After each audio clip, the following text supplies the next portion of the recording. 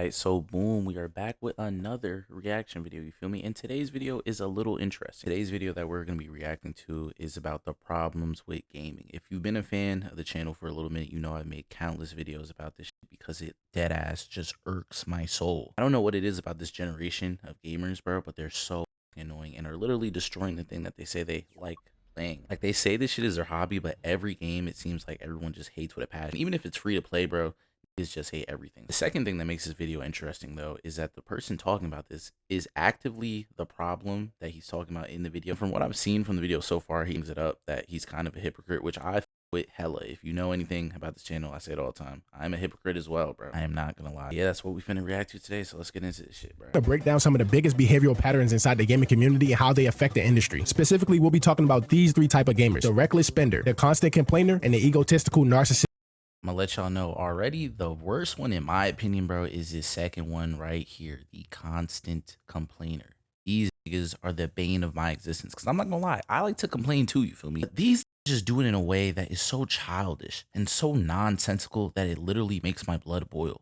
Gamers nowadays, bro, will complain about something every day for the rest of their gaming career, bro, and still buy a game or still participate in DLC and shit, bro. This shit makes no sense. Hard-headed ass niggas, bro. Let's talk about the first type of gamer, the reckless consumer. This is a gamer who pretty much buys anything companies throw at them, even if they know it's bad. And the crazy part about these people, they're usually the ones telling everyone that the game is trash. They complain about greedy monetization. Man, bro, already I know this video is gonna be a banger, you feel me? Because he hit the nail on the head. I don't understand how niggas can complain about a game constantly, damn near every day, and still pour money into this shit, bro. I think he's gonna bring it up soon, but the gun and ball gamers, bro, oh my god, get those niggas off the planet. Lack of innovation, but they're still the ones pre-ordering the game for $100. They buy VC, they grab new skins, and they run it back every single year. No disrespect to you, play whatever you want, but the players most affected by this are the people who only play sports games, shooting games, and fighting games. Just look at some of the most purchased games on the PlayStation Store in 2025. NBA 2K, Madden, college football, Call of Duty, Battlefield, GTA 5. Year after year, it's the same cycle. And that's the shit I don't understand, bro. Me personally, I don't really play any sports games, and I barely play shooting games, you feel me? I will never understand how you guys year after year after year do the same shit every time. Like, how are y'all falling for the same fucking script, especially you 2K niggas? I will never understand you niggas, bro, because from what I've heard from the homies and shit, there hasn't been a good 2K game in almost a decade. You niggas are still talking about 2K19, 2K17, 2K15, bro. It is 2026 and you niggas are still pre-ordering this dog shit ass game. Cannot stand it when I go on TikTok or I go on the PlayStation party, bro, and I hear niggas complaining about the same game they've been complaining about for 10 years, gang. Same with the Call of Duty niggas. Everybody knows that Call of Duty, y'all get one good game a year. You get one good game, one mad game, and two ass games, bro. But for some reason, you just buy it every year, pour money into this game every year. Like, you cannot tell me this shit is not some type of psychological disorder, bro, because you know the game is dog shit. And the way that you know these no is because they don't change anything. You get one new feature maybe every 2 years, bro. But other than that, the games stay the same. Ball and gun gamers gotta go, bro. Play something else for the love of God. 2K fans, for example, every year they complain about the same stuff. This game is trash. The devs don't listen. They're money hungry. And yet the numbers still stay strong. If the experience genuinely frustrates you, the question isn't why is the game bad? It's why do you keep buying it? Even cheating has become part of the conversation. The players talk about the new Cronus and how it creates competitive imbalance. Yet the ecosystem continues to thrive because engagement and spending never slow down. Publishers like Bandai Namco understand one thing extremely well. Anime fans love their franchise. That emotional attachment makes fans more likely to buy games tied to their favorite franchise, even though the games are repetitive and underwhelming. And you can see the pattern. Many anime titles default to arena fighters, regardless of whether that gameplay style fits the source material. Dragon Ball and Naruto work so perfectly well with this because their stories heavily revolve around direct combat. But when you think about a show like One Piece, the appeal isn't fighting, it's exploration. I'm not gonna lie. If it's an anime game, like he said, bro, I'm buying that shit. If it's a Dragon Ball Z game, buying that shit. If it's a Naruto game, buying that shit. I'm not gonna hold you. But even though he does have a point with this, bro, on the other hand, there's some games that I really don't understand how it flopped. Like, for example, that Bleach game, bro. These Bleach fans have been asking for a game for like 10 years, bro. I think the last time they got a fighting game, I don't even remember. They come out with a pretty decent arena fighter, bro, and these niggas just don't buy it. And then they want to complain that we only get Naruto and Dragon Ball Z, bro. That's why these niggas, not only are gamers stupid, but anime gamers are even dumber, you feel me? Because they will beg and plead for a game to come out, bro. Literally get on their knees for Bandai. And then when they give them this game, nobody buys it. The only time it was okay, though, was for that Hunter x Hunter game, bro, because that was genuinely dog shit. Nobody should buy that. But everything else, bro, the Bleach game, bro, that game looked beautiful, and nobody bought it. I have two friends that are giant Bleach fans, and these never caught the game. Why didn't you buy the game? That's why we only get Dragon Ball Z and Naruto, bro. Shit ridiculous. Next, we got the constant complainer. What is the constant complainer? Well, I mean, it's someone that just never stops complaining. Reddit posts, TikTok rants, tweets, Instagram reels, YouTube shorts. If there's a place to complain, they're gonna complain. And before y'all even say it, Ron, you be the main one complaining on Instagram and TikTok. Chill, gang. You got me. You know exactly what I'm talking about. Complaining about a skin that you don't like. Saying that the game is...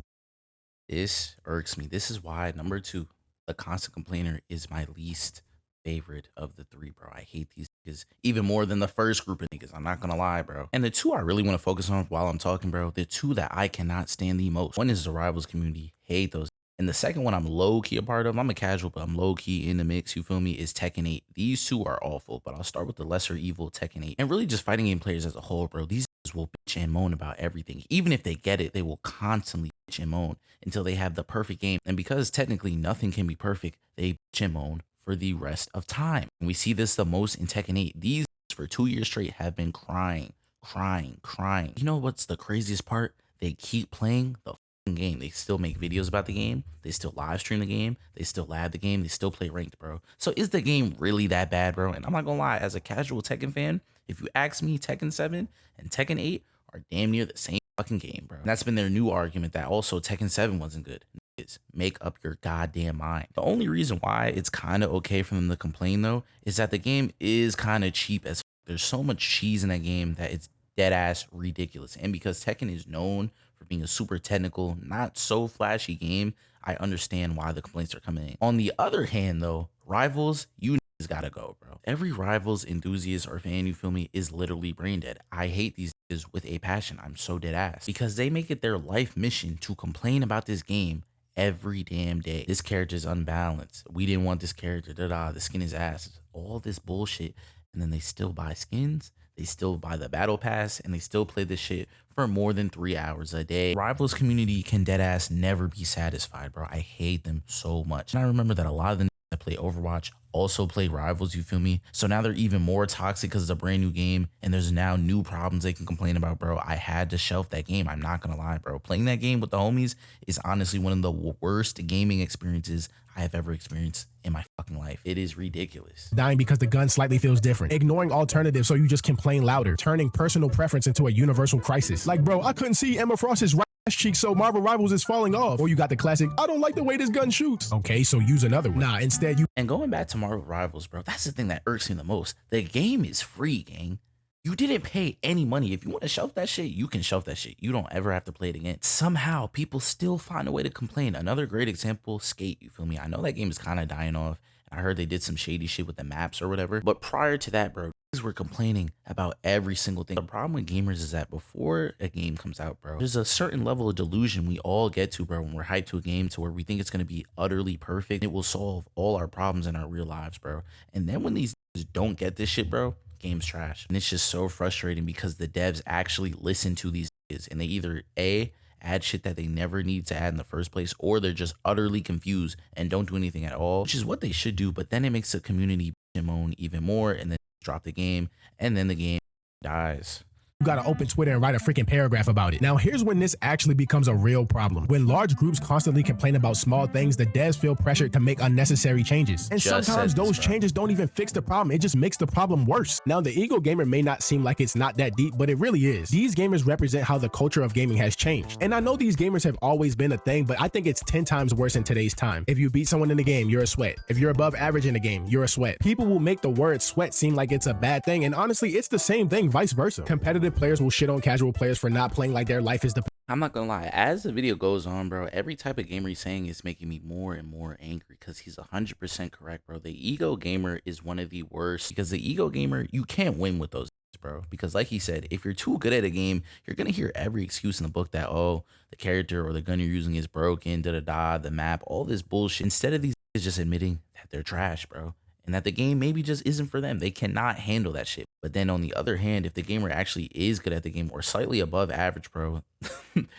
these guys literally look at casuals like they are peons, like a social class, bro. Like they talk to them like they're fucking dogs, bro. Like the amount of toxic shit and just straight up bullying I've heard in PS parties or like on random Twitch streams, bro, is abysmal, bro. It's just a game. The craziest part is that realistically, the gamers that are good at the game, bro, they're just above average. They're not that great. Like, just to keep it a beam, bro, if you've never won a tournament in a game, bro, you're probably just not that good. You just don't understand that there's a big difference between being good online and playing with your homies and being good competitively at an actual tournament, bro, when money is actually on the line. If you can't do good at this side, bro, you're dirt. That's why I've never understood why this is even a debate, bro. Because if we both go into a competitive match, bro, and we both get spanked, we're both ass. Technically, we're not that great at the game. If you're losing in your tournaments, I'm losing at my casual matches, bro, we're just both dirt. That's it. Depending on it. This competitive versus casual gaming thing has created egos on both sides, and it's ruining the gaming culture. Back in the day when I got destroyed by a sweat, bro, I sent them a friend request and I took my ass back to the lobby. I didn't go, Oh my god, bro, you need to take his try hard ass back to the lobby. I can't stand people who's better than me at the game. I don't even know where this ego in today's time came from. I honestly, not to get too big brain, but I think it's just because of how we are socially now in our times, bro. To where like if you're good at anything, bro, you have to make that shit your entire personality. So there's all these niggas that are kind of good at games, bro. Once they see that they're good at a game, bro, they have to try their damnest to prove that everybody that they're the GOAT, because in real life they really don't have shit, bro. This is the only thing they are good at this time. So they have to prove to everybody that it matters, bro. This gaming industry, the last thing we need is community division. We need to come together, because at the end of the day, the gaming culture thrives when people respect different play styles. It's just important to understand the context of environment that you're in. Fun and competition don't have to be enemies, but player ego makes them feel like they are. I want to wrap this video up by Hey man, bro, like I've never understood why like niggas can't just get along, king. Like if a nigga is obviously more ass at a game, bro, and you know they're ass, what is the point in trash talking them, telling them they're ass, bro? I'm pretty sure they know that already. They just want to play for the fun, bro. Definitely go to his channel, bro, because he has a couple more videos that are actually fire. So yeah, that's basically it for the video. Like, comment, sub. Yeah.